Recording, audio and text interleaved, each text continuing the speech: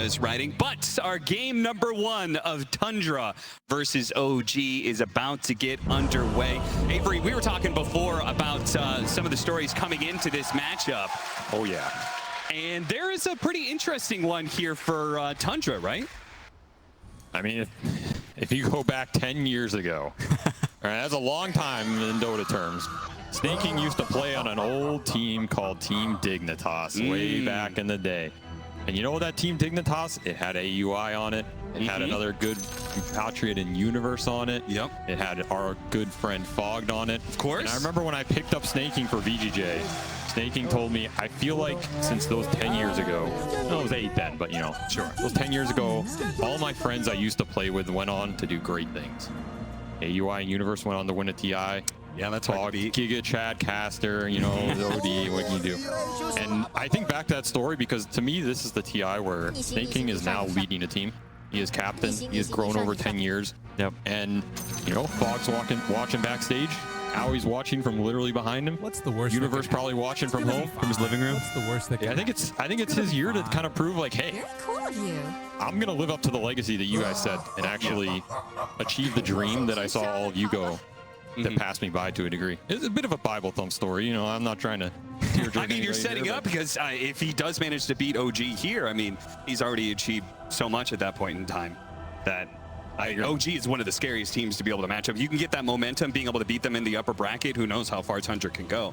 I mean, that's a great story just because Snaking, from everything that I've heard about him, you know, he's gone through some teams and stuff, and I've heard that he's like can be a little bit hard to work with. But the one thing I've never heard is that he never lacks when it comes to hard work. No, he is there day in, day out. This match has literally been 10 years in the making for him. Yeah, like I mean that literally. This guy has grinded Dota for 10 years. And you're going up against a team that is, in some ways, brand new. Like, this is an OG debut squad. It's kind of like experience and the veteranship that Snaking can bring to his team versus this fresh energy and idea creation and all of that OG is known for and has destroyed people with for the year. To me, that creates an interesting back dynamic to this game that is like, I'm very excited to see how it pans out. And on the other side, we have somebody from OG who definitely not quite the same length of the story when it comes to Snakings, but Misha, I mean, he went through 12 different teams before he finally ended up on that OG roster, you know, as a coach, and now he's there as a player and stuff. Like, it took a while. He was like grinding through, if you go through his history, it's like 2 months here, 2 months there, you know, like he was just grinding through the Eastern European scene, and he finally has found a home, and look at the success he's gotten. I mean, he was obviously going through that many teams that quickly, he obviously was not complacent, right? He was obviously just searching for the team that could win him TI. And, well, he's found a place here, and they've already had a great amount of success this season, and it would be a damn shame to head to the lower bracket now. But let's get into it. Pause is done, and we are into it. OG versus Tundra, game 1. Look at the early itemization here. 33 going for that Blight Orb. An aggressive build on this Visage. Sometimes we see the early Blade or just early stats for extra last hitting, but it tells me Tundra wants to fight on this lane, try and abuse the squishy support, and if it's Oracle or Maiden up there early, and just trade for the kills. We'll see if it pays off. Soxa doing some early ward checking. Got the Windlace up already. It's crazy how many small items he has queued up in his quick buy. Like, just, you know, there's a Mango, there's a Clarity, there's a Tango. Like, they're ready for this lane. I think something that Tundra does in lanes that very few other teams do is in their off lane, they won't just like, we're either pulling waves or not pulling waves. Like, they'll do it randomly in the middle of the lane. Oh, it's 2.5 minutes. Let's pull a wave here for this specific reason. And people aren't used to reacting to that type of thing because they do it in like very specific situations. So suddenly the other team does the wrong thing with the wave, and the wave's by Tundra's tower, and now like, you're like, huh, we can't lane anymore. I think these types of little sneaky things, like they're super aware of. I mean, this Tundra offlane is one of the ultimate lane they're really scary disruption teams. You don't know where the waves are. There's a wave by your tier 3, there's another one by their tier 2. You're like, am I even in the lane anymore? Or is the lane in the Roshan pit? It's just so annoying to play against. It makes everything you think about what's happening in the lane get thrown off. Yeah, and you can also, you know, potentially a team like OG, a younger team, is their first time at TI for a lot of them. Suddenly you're out of your comfort zone. There's, you know, you're laning in the river, and you know, things can be a little bit, you know, maybe that throws them off more than it would throw off another team. You know, normally I would agree, Quinn, but I've learned anything about OG this year, their comfort zone is quite literally the entire world. You know, nothing happens. In fact, I think the more you throw this team off, the more they get in zone. Like, you know, if you think you're tilting Amar and he's buybacking early, now he just goes 20-0, right? How many times have we seen this? Many times. We talked about that quite a bit, the question of whether or not you should shut down Amar, because it just seems like if you do shut him down, he comes back with a vengeance. We're currently watching the matchup of 9 versus BZM. We see the top lane of Yuragi and Misha in that Morphling lane. We said the lanes are super important here to keep Tundra from being able to snowball. So what are the things we're looking for when it comes to these side lanes in particular? I mean, the lane equilibrium already disrupted top for Tundra. It's a great sign for them. They just want this lane back so the Visage plus melee hero can go to work, especially if they get level 2 and level 3 fast. This Misha Maiden already got nuked down really hard. And this is kind of a bad sign. You don't want this lane shoved out so fast for Crystal Maiden. She kind of wants to wear you down over the course of that shove out and get the kill at the end. Yeah. And that bottom lane, it's a similar story. OG wants this lane back for the Sand King so he can farm. Tundra wants to keep it up so Snake King can play the lane with the right clicks. Equilibrium super important for these two side lanes early on. You said it, Quinn. It looks like Tundra have already identified we're going to abuse this Crystal Maiden lane. We're going to try and go for those kills. I mean, they're going for it without a nuke on Saksa. They were just throwing the tree at him and hoping to get 33 to that maxed out stacks. I feel like Misha's going to die here. Oh, yeah. He is very slow, very low. You have the Blight Orb on top of these tree hits. Very scary lane for this Crystal Maiden, and you do not want to feed the first blood to this Visage. It is the one way you're going to power up his early game the most. Yeah, I mean, you can see the CS bottom lane as well, and the HP levels. This lane, since they opted to put the bottom 5, you don't have as much kill threat in this lane. A bottom Slark is very much chipping you down, abusing right clicks, abusing like individual skill in the CS. And I can definitely see a world where if Tundra plays this well, suddenly Sand King's low HP, can't come up to the wave. There's essentially, oh my goodness. Ooh, that was a lot of damage. Skeeter actually getting super low. That's it. Amar picks up the first blood. Wow, that was a crucial mistake from Skitter, staying up a little bit too long while Snake King's getting the pull off, feeds that kill away. Now suddenly Amar 700 gold. He's gonna have plenty of HP, plenty of regen. Totally changes the trajectory of this lane. I mean, that's huge for them. This is if OG can pick a hero to have a good early lane, it's probably the Sand King, because normally this hero gets abused. So if he's getting accelerated, it's even better for them. I mean, that was that lane getting pushed deep, right? You get the caustics, you get that burrow. Equilibrium, winning OG one of these side lanes at least. Quinn, talk to me about this mid matchup, because you're a bit of an expert. I mean, you also have a enemy mid that you play up against quite a bit, and Gunner, who also plays the mid Tusk all the time. Yeah. We're gonna watch Taiga actually. Looks like he's gonna be chased down here. Snake King. Oh, the double high ground hit. That was the crimson item. That was the crimson It was Mirana. the cosmetic pay to win right there. Damn straight. But yeah, talk to me about Tusk versus Ember. Yeah, I mean, it's interesting that 9 picked Tusk into Ember. I think for a lot of people, they'd be pretty happy playing Ember into the Tusk because he just can't kill you ever, and Tusk is a hero that thrives off of early kills, early momentum. So it's kind of interesting that 9 picked that. I mean, 9 is a player with a very specific hero pool. But I think both sides will farm early, but it's one of these lanes where the Tusk needs to get stuff done other places, because at some point you're going to start getting slighted infinitely, and you don't have a way to deal with that regen, right? You can't really punish the Ember back. He's going to sit there and keep pressing this stupid button on you. You lose all your HP. And so Tusk is sort of on a timer in that regard. Like, you see the CS is very even, but you can already see the slight starting to add up. Once level 5 comes around, level 7, it sort of becomes uninhabitable for Tusk. I mean, you think he's just going to rotate super early this game, or do you just take it and get what you can? I mean, obviously the Tusk game plan is they probably don't care about this lane too much, right? Whenever you pick mid Tusk, lanes whatever, it's about getting into the mid game where he's going to one-shot the backline. But do you try and force these early rotations to make up for this lane being a bad matchup? Yeah, I mean, a lot of that depends on how this top lane goes. I think that's where you're really happy to have a player like Netta in the offlane, because your offlane is doing pretty well right now. You can look at the CS Morphling very, very low, not doing the greatest in CS chart. Because if Morphling's having a good lane, it's pretty hard for this Tusk to go top. But now Morphling, you know, he's getting a little bit low. Maybe Visage gets his 6 fast, and maybe suddenly Tusk, you know, comes up here and tears the game open. Talking about that, you're getting doubled up on Morphling. It's pretty bad. Another Burrow Strike fight.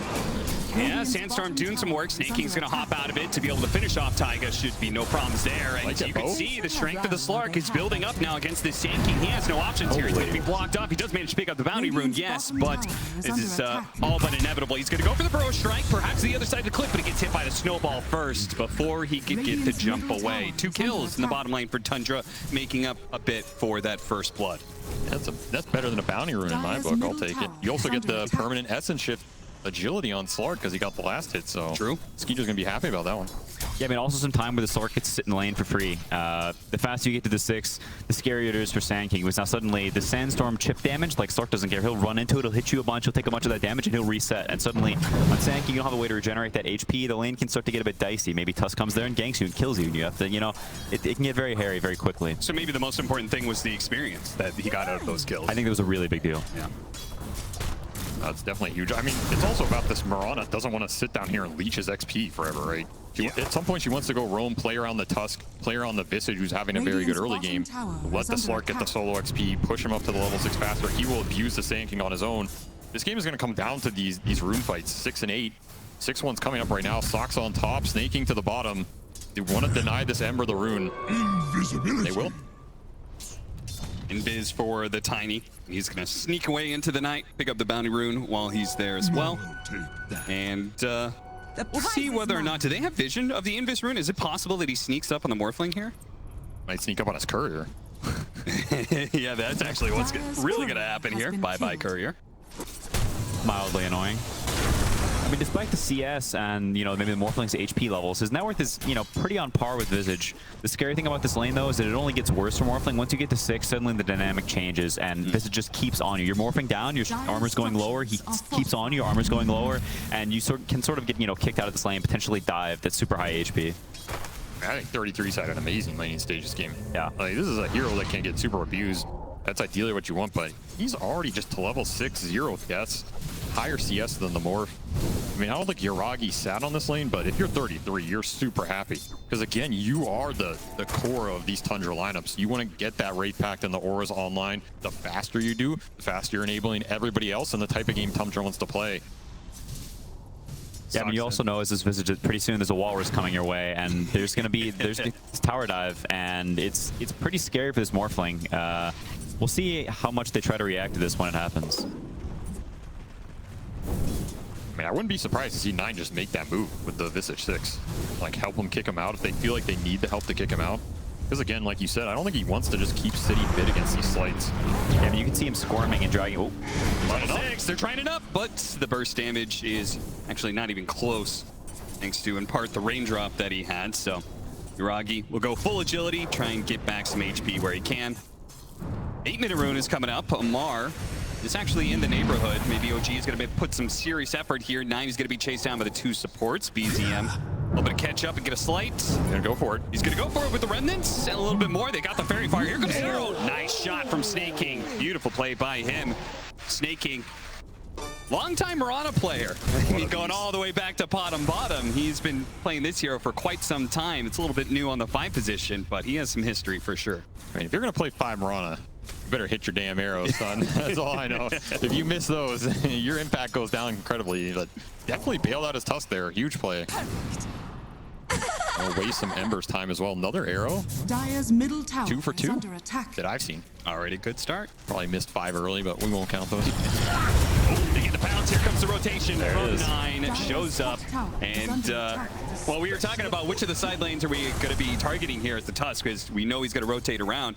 Choosing to shut down Amar a little bit. Do you think that's a player preference or about the hero?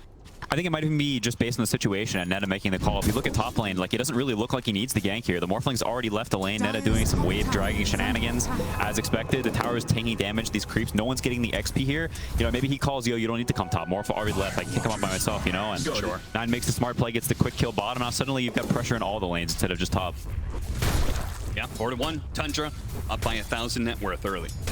Dire's top tower is I under mean, the big attack. power play for me is going to be OG's supports cannot drag their cores into the game, right? These are backline supports with heals and nukes. The upside is once your cores come online, OG supports come online as well. That's why they're trying to get this blink on Amar. He's going to do some ancient farming. Epicenter. He's going to throw it out here. He's going to do some ancient farming right in the nose of Tundra, apparently, while Taiga is going to be chased down by 9 here. No hope to be able to save him. Amar popping the healing salve underneath this sandstorm, while the rest of Tundra trying to get the last hits. No sentry, it seems. 9's trying to hold the aggro out of the sandstorm here. Oh, got them both. Very nicely played, and he gets a little bit of damage. There it is. Now they see him. Oh, the pounce barely off the mark. Bro strikes over the side, and now BZM is here to be able to help him out. Amar just on the sliver of HP, but they can't quite see him. They're going to be able to kill Skeeter as well. BZM BZM to the rescue, and now 9 may be the third pickup as OG. Oh, beautiful shards. BZM doesn't quite have a lot of mana. Does he have enough to be able to jump over to the other side? His slide is not going to be good enough. He has plenty of remnants, but the mana is the real issue. They fed him some mangoes. Not good enough, though. Great fight for OG. I mean, we're talking about enabling the Sand King, getting him to blink. If Sand King dies and you lose that stack, you're absolutely screwed going into this mid game. Now they have a very good fighting chance to get the Sand King online, push towards this Maelstrom on Ember, who again, who's having the best game in this game right now? It's BZM. Yeah, he is very farmed. I mean, you can... Uh-oh. Nice shot. First down, Amar, with the help of the birds, they'll keep that chain stun going, Snake King, even though he missed that arrow earlier. Lands recovery 1, gets another kill on Amar, continuing to shut him down bottom of all the cores right now. Yeah, I mean, such clutch play from Snake King, honestly. Going there and not letting the Snake King, you know, sit in the trees and sit there and defend forever because you don't have detection. Snake King immediately up there has 2 sentries, puts sneaky one in the trees. Amar doesn't expect it, goes down. Like, that's really painful. You're 800 away from this blink. You already farmed your ancient stack. Like, where are you going to get this gold from? There's more pressure from Tundra coming. Your mid tower is under attack soon.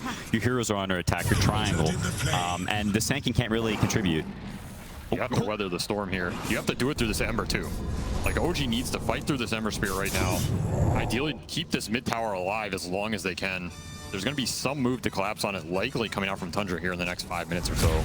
And shutting down the Sand King holding that top tower does also speed up your mid rotation. You don't want to let him sit up there and just delay the game. You want to have this Visage be able to progress through the objectives he wants to do. Maybe a little triangle farm on the menu as well, and I mean, he is really farmed. This is gonna be a fast raid pack. And that's probably what, once he gets that raid pack, then we're trying to take down that mid tower, right? I think there's some move that can come out, either to the jungles, you can go triangle. You want to use it to get the 5-man going, because I don't think that was so greedy. He really tried to hold it for 9, but ultimately Soxa did have to pick it up. Pretty clutch from Sox to click it there at the end and not like hope 9 got it. Like that was pretty clutch. I mean, I think I would have left it for you though. I appreciate that. You know, otherwise you were gonna yell at me after the game. I don't let's keep that off broadcast. Thank you. Power runes, man.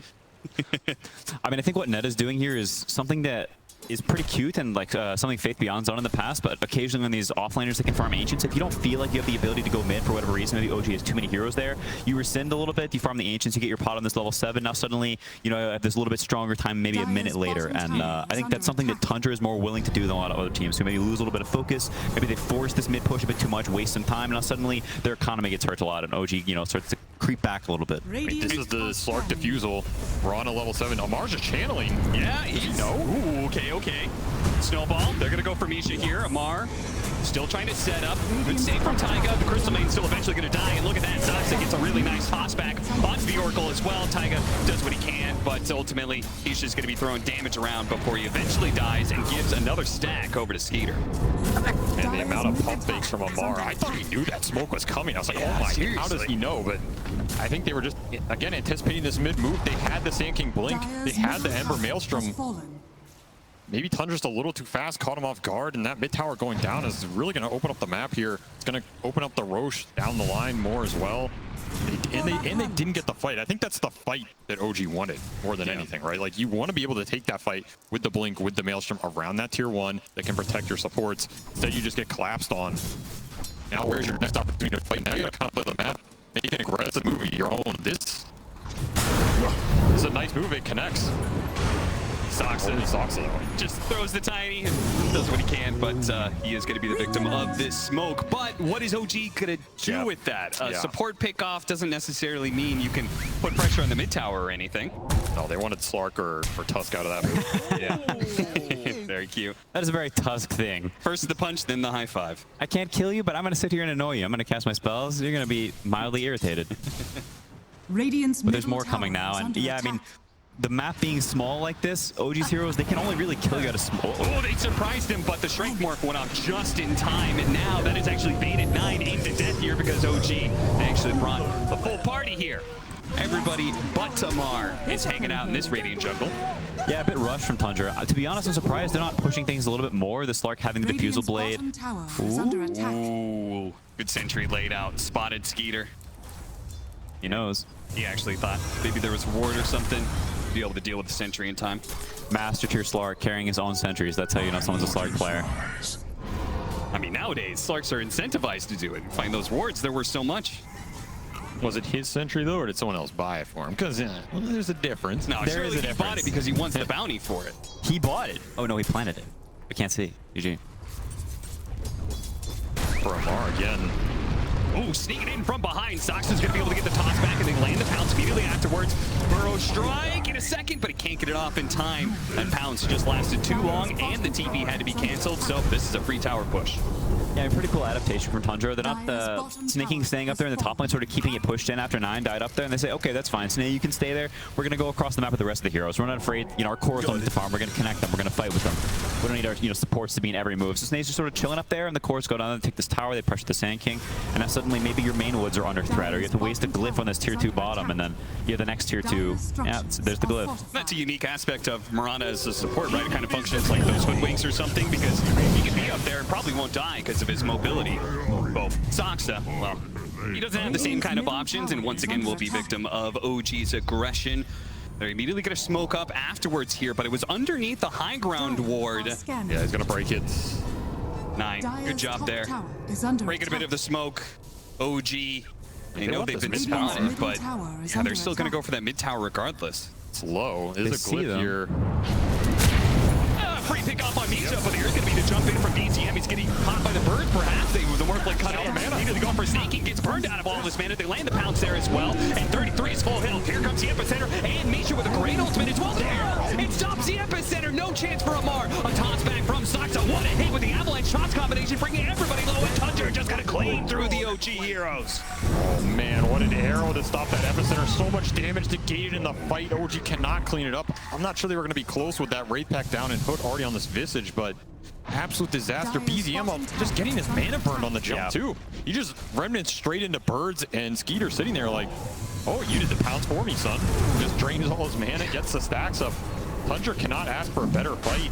And I was about to say, this game has felt very reactionary from OG in terms of being very patient, waiting for the fights, the right ones they want to take. The aggressive smoke moves I think are just hard for them this game. Yeah, but you can see very good positioning from Tundra in this fight. It's rare you see a full duration CM ult and they lose the fight. Like they just left him alone. He pressed the CM ult and they just said, "Ah, fine, do it." And they walked away and they fought on the other outer ridge. And you see, CM, she doesn't really do that much in this fight. There's not much she can do. Tundra, really nice positioning in this fight. Taking crazy toss back. Yeah, that was beautiful. Landing that combination on 3 different heroes.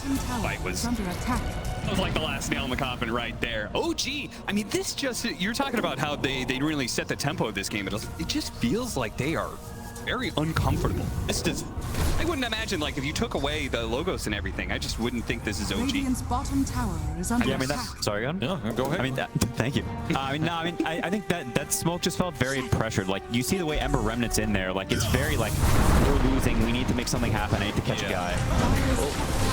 Pounce immediately afterwards. Manta trying to dodge a little bit of damage. She does manage to get the slight jump away just in time. The pounce faded, but 9 is just able to go for the next hero. Taiga, he was there to try and help out BZM and may have been able to do something, but does cost him his own life and apparently cost him their tier 2 top tower as well. Things are getting very dark indeed for OG in this game 1. The lead's going to build here. The one thing about OG is this team is very good at stalling games. Like, they understand that they are a very strong late game team. Between the 3 cores, synergizing in the late game fights with the network they can bring out. I've seen them take fights from 20k down like it was nothing. The thing they have to keep in mind is you're playing against a Slark Mirana lineup. So one, you have this Moonlight that can move people around very fast, set up a lot easier. You cannot sentry everywhere on the map, especially these deep side lanes you want to split push. And then Slark is going to run out and kill all your vision. Just makes it even harder on top of that as well. So while I think OG has the heroes to split push this game out and take a later game fight with the Ember timings, I think there's also a lot of tools on Tundra's side to shut that down, just destroy the vision, and we're already seeing it. Like, you just got up some deep, dire wards, but Keeter's running through here, and he's pinging it. And he's literally just pinging, hey guys, check around the area, get some freebies. Yeah, I mean, they get these wards, but I think OG not that unhappy with the way the map is being split right now. You see them run all the way down bottom, Tundra reacts, and OG's already up in top lane buying some time. Like, the gold lead, since they got the Aegis, not really changed very much. Misha, that was rather bold. Anything for that extra frostbite, I guess. You just locked in melee range of the birds on that one, and I'm just like, okay, we were already planning on pressuring some more. Ooh, Amar?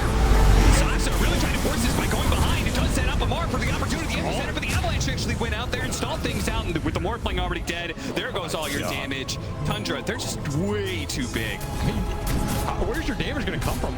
You already have full Wraith Pack pipe on this Visage. Sand King does literally no damage at that You do point. nothing. I think if Sand King channels all of his spells and connects them on everybody, you're doing like 500 damage. And they sit there and go, what's up? You know? On top of that, you still have Aegis on the Slark. Yeah. I don't think you can take these fights. I don't even think OG should really be trying to take these fights. I don't think it's possible. Even if 99% of your theory goes right. I think you have to split push this map. Maybe if you do that, your win probability isn't as high as taking that tier 2 fight. I can understand why they feel like maybe there's an opening, but this is just a rough spot to be in. And now Skeeter with the Mirana ults, nice little synergy, finding the freebies. Quick kill on Misha, no problem. Yeah, I mean, this comes back to, we talked about the heroes and the fact that OG's damage very, very similar, and suddenly this Wraith Pack pipe comes out, you're looking at the heroes and you're like, wow, we can't kill anyone. And when you're in that state where you're just dodging and you're just sliding around the map, it's all on the other team to mess up because they have all the power in the world. They can kill you and you can't kill them, and suddenly they're just squeezing you in. You're getting squeezed and squeezed and squeezed, and suddenly you have no net worth and they just throw on you. I agree. This map is entirely Tundra's control, and like we saw earlier, they're just farming it up everywhere. I mean, Skeeter's just going into the whole team alone. Finds an opening here, Taiga. Not going to be hit by the arrow, but still hit by that extra pounce. Gonna have a little bit of help here.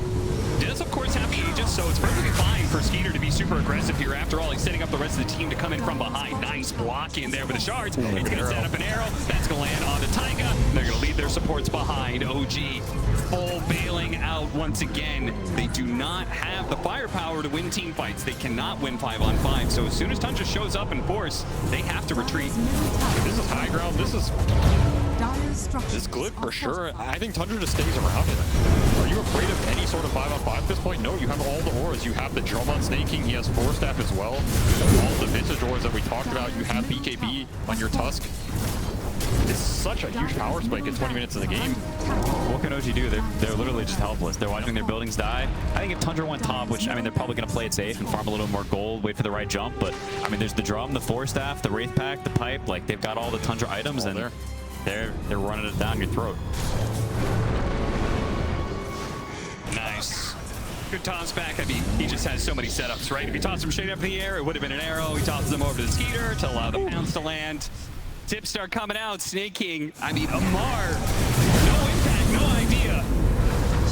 He has not had a whole lot of fun in this Sand King game, and I think so much of the story of this game comes back to the draft and way we were talking about how they were preemptively setting up for Tundra's like Zoo stuff and how they drafted a certain way specifically, and it seems to have put OG out of their own comfort zone. I mean, Amar does not look like Amar right now.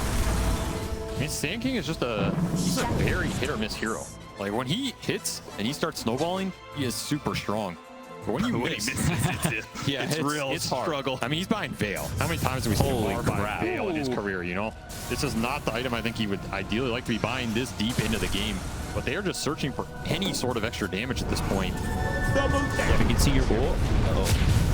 Follow up with the punch, the snowball, the arrow, and it's well. The Shrink Morph is doing its work, but now they've got the pounce, and that's going to be good enough. Misha, freezing field, but he just dies too damn quickly. BCM is going to be locked down. Amar goes through, hits the Pro Strike only onto 1. They're focusing on 33, but he is super tanky, and Skeeter is completely uncontested. One by one, he will just knock down these heroes, take away their agility, and that is it. OG. Well, GG out. This was no contest. Tundra 26-7 in this game 1. This had to have been a hell of a confidence boost here on the main stage of TI. I feel like Tundra got to run their play.